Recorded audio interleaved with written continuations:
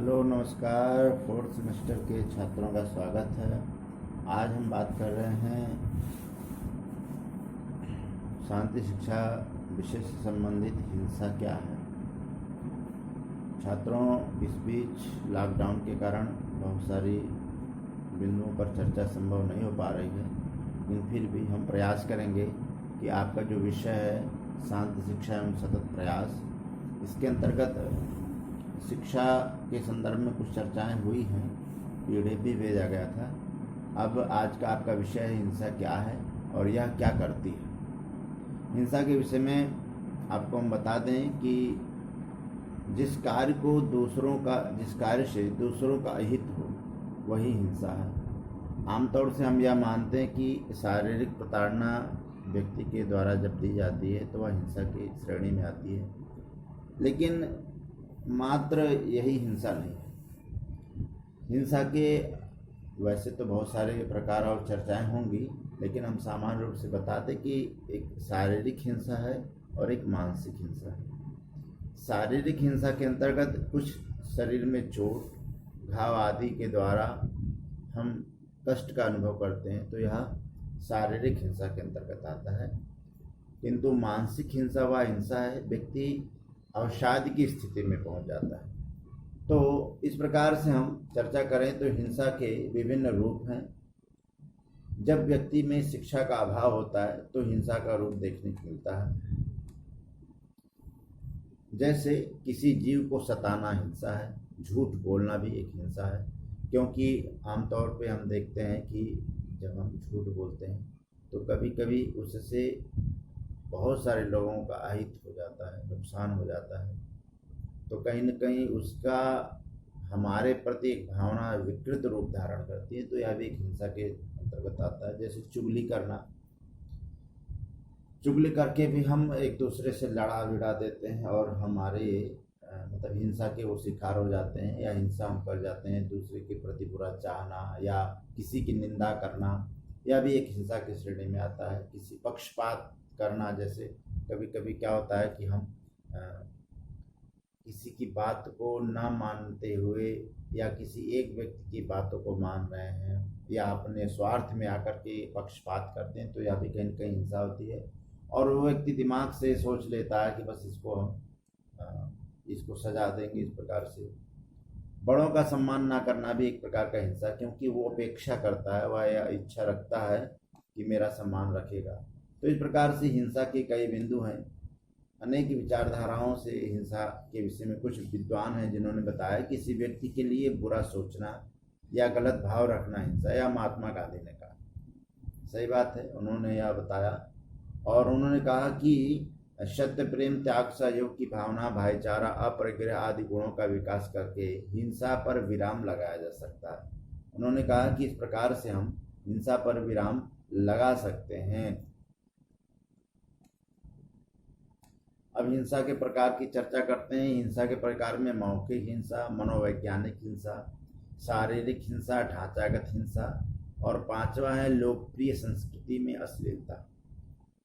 मित्रों, चर्चा करूं कि हिंसा के प्रकार में सामान्य रूप से हम चर्चा जब करते हैं तो मौखिक हिंसा के अंतर्गत जैसे हम किसी को गाली देते हैं या कुछ बुरा भला कह देते हैं, तो यह मौखिक हिंसा के अंतर्गत आता है। दूसरा है मनोवैज्ञानिक हिंसा।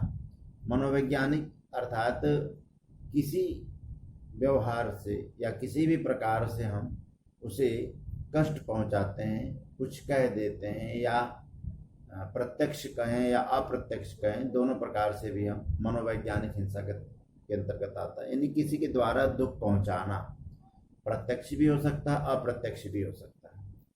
शारीरिक हिंसा के अंतर्गत हमने आपको बताया कि किसी व्यक्ति विशेष के द्वारा किसी अस्त्र या शस्त्र से या किसी भी माध्यम से हम जब उसे चोट पहुंचाते हैं, वह आपका शारीरिक हिंसागत के अंतर्गत आता है। ढांचागत हिंसा में भी बहुत सारी बातें आती हैं। जैसे जब हम कोई प्लान बनाते हैं, किसी प्लानिंग के थ्रू हम हिंसा फैलाते हैं, तो वह ढांचागत हिंसा आता है। इसकी विस्तृत चर्चा हम आगे करेंगे।